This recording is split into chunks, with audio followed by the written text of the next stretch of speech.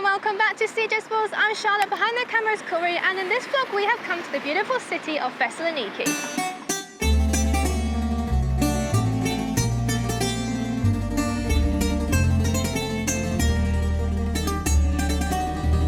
And we are just taking a little walk alongside the waterfront on the promenade. As you can see, today is absolutely beautiful. The ocean. It must be so hard for people living here not having like a proper beach.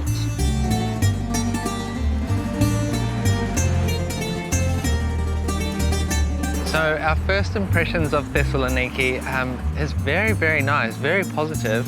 We got here yesterday. We're staying in this really lush little corner where there's like heaps of cool restaurants and cafes and stuff. But the vibe here is very relaxed. It feels like very social. This is yummy. So as you can see, Thessaloniki is located right by the coast, which is lovely. So we have this beautiful sea breeze. The city doesn't seem overly big. We actually are located quite central, which is really great because we are in walking distance to the main town. Just spotted that there's a cruise ship in the port here in Thessaloniki. So I guess it must be popular on the cruising routes. And actually, I'd never really heard of this city before we were planning the route down to Turkey, which is what we're doing currently. And we're overlanding through Europe down to Turkey. And to say it's the second largest city after Athens, I really should probably know more about this place, but it's never really appeared on the radar. But yeah, I like it. There is a pirate ship crossing the waters, the seven seas. This is probably the most famous landmark in Thessaloniki. It's the White Tower of Thessaloniki, and it is a former Ottoman fortress and a prison. Nowadays it's an exhibition and we can go inside.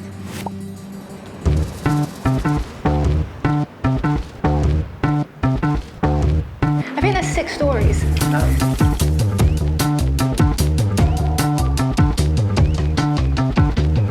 I feel like we've been mugged off here. Promoted all these museum tickets and we can't read anything. So I understand that we're in Greece, but there's like English outside telling you about it, and you come inside and there's no English. Don't donk your head. It's a very, very low ceiling here. It's a very interesting walkway up to the top actually. I did not think it was going to be like this. I thought it was just going to be a staircase, maybe a spiral staircase. So we did get a little brochure which explains each of the floor. Well, obviously in some English. But it did say on here that they have some audio guides for other languages and they're free, but they didn't offer it, so I'm not sure they just forgot. So apparently there was a flood here last week and that's why they don't have the audio guides, because they're broken. They got all wet in a flood. Well, it's a good view, isn't it? Very good view. I didn't realise that Thessaloniki went all the way up that hill behind us too. I think that's where we came down into Thessaloniki. So this tower has actually had multiple names over the past. Things like Lion's Tower and Blood Tower, and it got its name Blood Tower because of the amount of executions that were here, which is very grisly history. But now it is called White Tower, which is a little bit nicer. Thessaloniki is actually quite a large port city. You can see it like sprawling out all the way around the coast and then even back up into the hills up there. We've got a lot to explore, but I think for this vlog we're going to keep it very central. Check out a few of the monuments like in the main area of Thessaloniki. We do know that there is some beaches that are outside of the city or a 15 minutes drive. I don't think we're going to make it to those on this short trip, but we will show you what to do inside Thessaloniki. So we did say that we paid €15 for the museum pass, but if you want to come just to the tower, it is €6. I thought that is a very good price. Even if you can't really want to do the exhibitions, just to get that view, it's very affordable.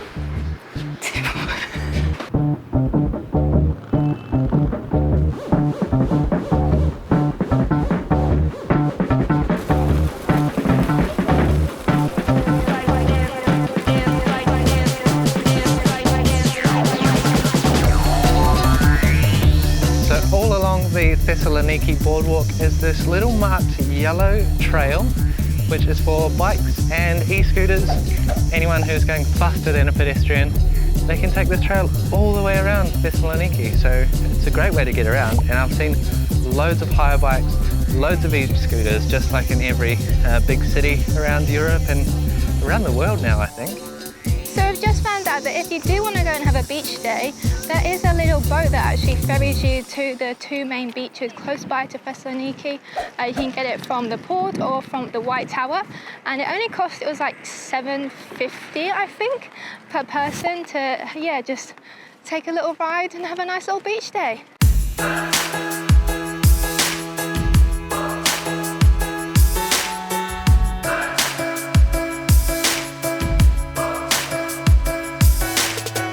So here down on the waterfront, they have a monument, a statue to Alexander III, or Alexander the Great. He succeeded his father at the age of 20, and he is famous because he conquered parts of the Eastern Mediterranean. He went on to Egypt and parts of Asia, as well as the Middle East.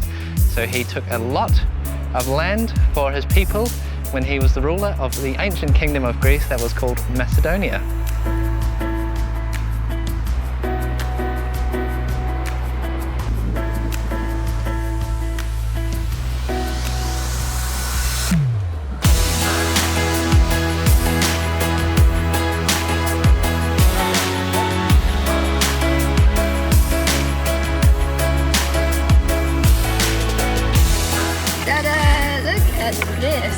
We're having a lunch break at an all-vegan place called Handwich, presuming because you can hold it in your hand like this. Cory has gone for a quesadilla, some chippies under there, and I've gone for a gyros version, so it's kind of like traditional flavors that you'd have in gyros inside my Handwich. And they went for some premium bread, which means it was like this panini style bread, and actually the bread looks absolutely delicious. This is located right next to Rotonda, which is actually on our museum pass, so we'll go there after. Taste test? That was very, very good street food we just had, and it's right in this tourist location here, the Rotunda. We're all finished now, so we are very, very happy with full bellies. We're going to go and explore now, slow and steady. Rotunda, coming to the Rotunda. Oops. Closed today. Good job that we're here tomorrow too. We'll come back. As you can imagine, there are lots of pussycats because now we're in Greece. Lots of, yeah, I guess stray pussycats. We love pussycats, so I think we're going to probably buy some treats to give the pussycats some treaties. So I've only been here for 2 days, but we were struggling to find a supermarket. We did find one that was in town, and it was like this all organic, fancy, quite expensive one. So we picked up a couple of things, but we were on the hunt for a real one. We found one. We thought it might be useful to share with you guys what it's called and where it is, and it is right here. I bought some cat biscuits to feed the cats. Let's go.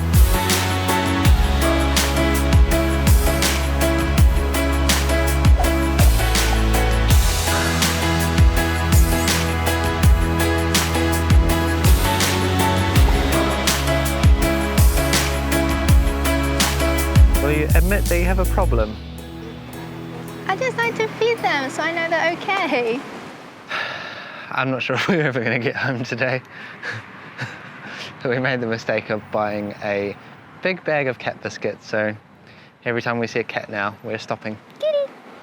It's very sweet.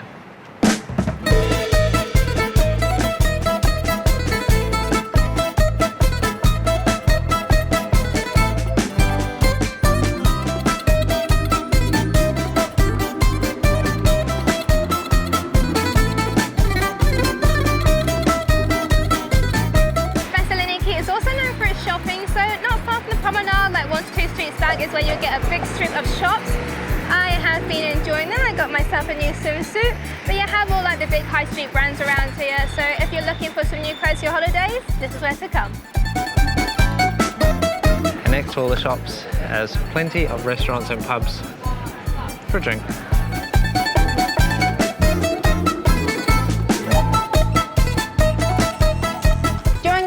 Thessaloniki, we have decided to rent an Airbnb, so we found this really cute little apartment, very central location in the city actually. It's all self-contained. We have a little fridge, kind of cooking area, beautiful little bathroom. As you can see, like it looks all very new and fresh in here, like the whole little apartment complex. It was very affordable too, which was super good for us. Below we have restaurants, cafes. Usually we go for hotels because they seem to have better deals on booking.com, but Airbnb sometimes does really provide And this place is super cute. There were plenty of Airbnb and hotel options in Thessaloniki, but yeah, a place like this is absolutely perfect for us, like a couple traveling. We have our own privacy. We're really happy with this little place, so we'll link in the description below.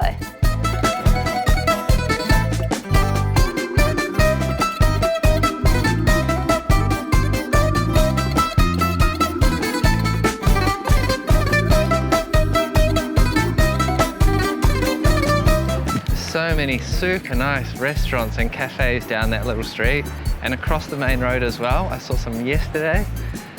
So nice. I love this whole vibe of just sitting outside with friends, having a drink, having a coffee and chatting.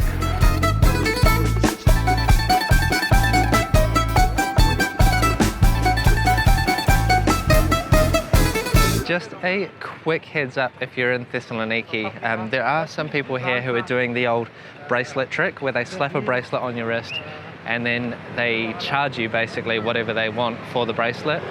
It works very well on children, like, you know, maybe single mothers or young families, and they get a bracelet onto the kid and they don't want to, you know, quickly grab the kid away or anything just because of like social politeness, and then they end up having to pay for this bracelet a stupid amount of money for something that's just bought for so cheap. Just be careful, there are some scams running in Thessaloniki.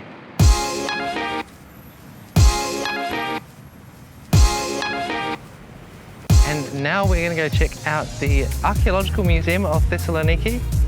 I'm not really sure what to expect, but it was included in our pass that we bought yesterday for the White Tower, so we're going to go and check it out.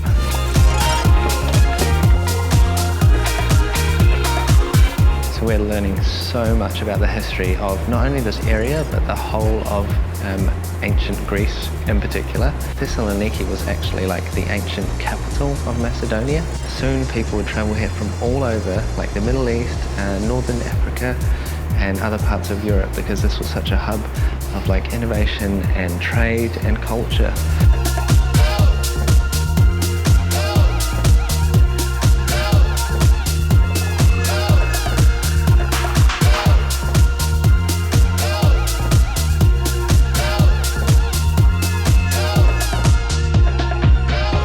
We've come into a section which features all the gold around Thessaloniki, and there's so much beauty here. I love these golden reeds that they have.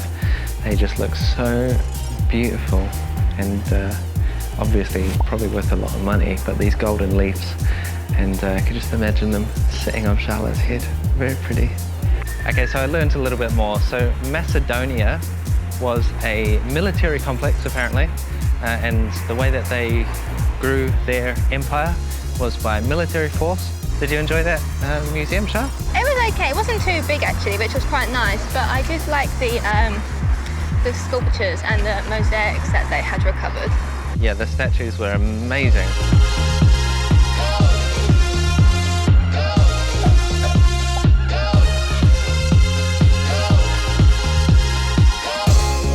So this museum seems to be kind of more open and bigger. There's 11 different exhibitions here. The staff are really friendly. In both museums actually, the staff have been really friendly and helpful. This one, yeah, I didn't actually know what Byzantine, I heard of it, but I didn't really know what it was, but extension of the Eastern Roman Empire. And they have some beautiful mosaics here. I think that's my favourite part of these museums.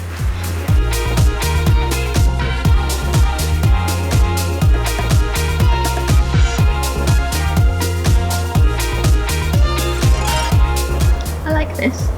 It's like an art gallery, isn't it? I really like the artwork. And that's so bold and colourful.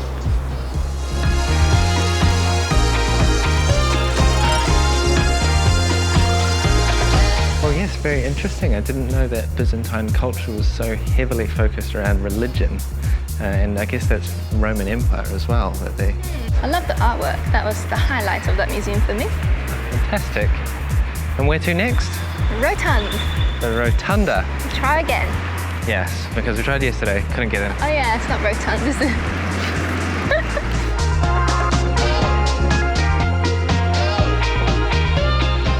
Okay, time to visit the last of all our little ticket stops, and it's the Rotunda. So the Rotunda was actually built as part of a palace, and then later on in the 4th century, it was converted into a Christian monument.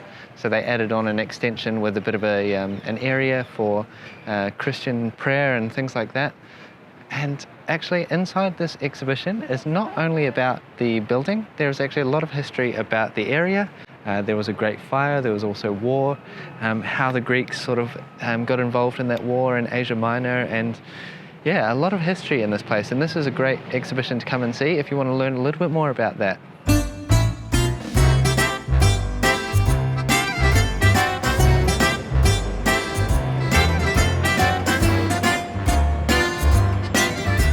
We just keep coming across all of these ancient buildings. They're just kind of scattered and nestled in between all the larger apartment buildings all throughout Thessaloniki. Like, we just keep seeing them with their like terracotta roof tiles, very old stone walls. It's really cool.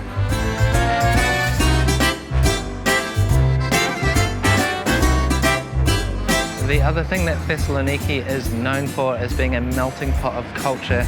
There are so many different people here from all over because of its unique port destination, where it is like a gateway to the Middle East and to Asia Minor and Northern Africa and then on to Europe. So there are so many people here from all over who originally came here because of the trading opportunities, and now it still holds that in its culture, in its society.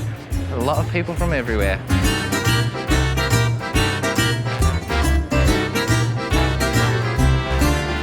I have really enjoyed it here. Yeah, it's been really nice. It's a very like vibrant, lively city.